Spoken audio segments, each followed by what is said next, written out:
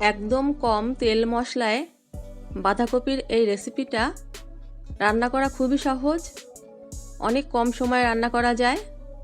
গরম ভাত অথবা রুটির সাথে একদম জমে যাবে।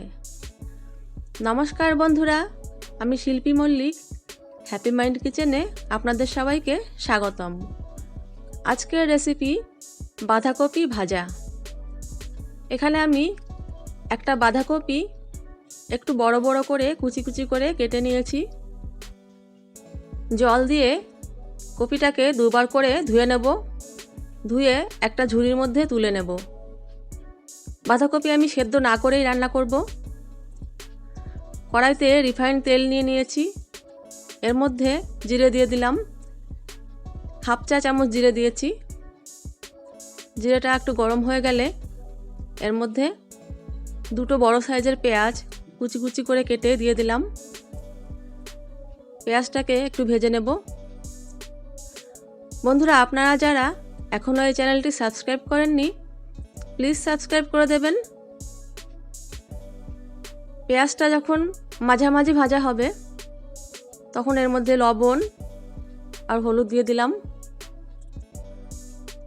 কাঁচা লঙ্কা কুচি করে দিয়ে দিলাম।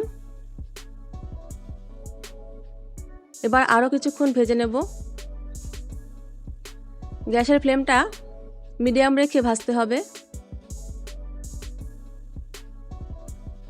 বাঁধাকপি দিয়ে দিচ্ছি। গ্যাসের ফ্লেমটা হাই করে দিয়ে 5 মিনিট নাড়িয়ে চাড়িয়ে একটু ভেজে নেব। খুব কম সময়ের মধ্যে এই রেসিপিটা রান্না হয়ে যাবে।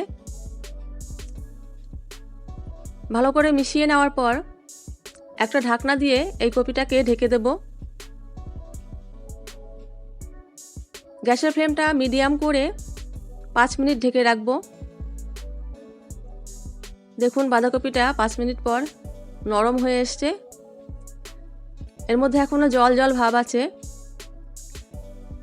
গ্যাসের ফ্লেমটা মিডিয়াম থেকে হাই রেখে নাড়িয়ে চাড়িয়ে একদম শুকনো শুকনো করে ভেজে নেব।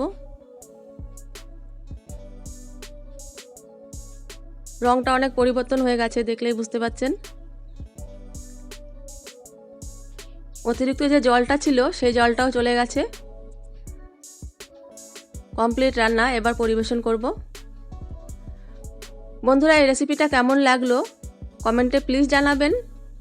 ভালো লাগলে লাইক করবেন। আপনারা বাড়িতে করে দেখবেন। এই রেসিপিটা খুবই সহজ, একদম কম সময়ে হয়ে যাবে। সবাই ভালো থাকবেন। Thank you.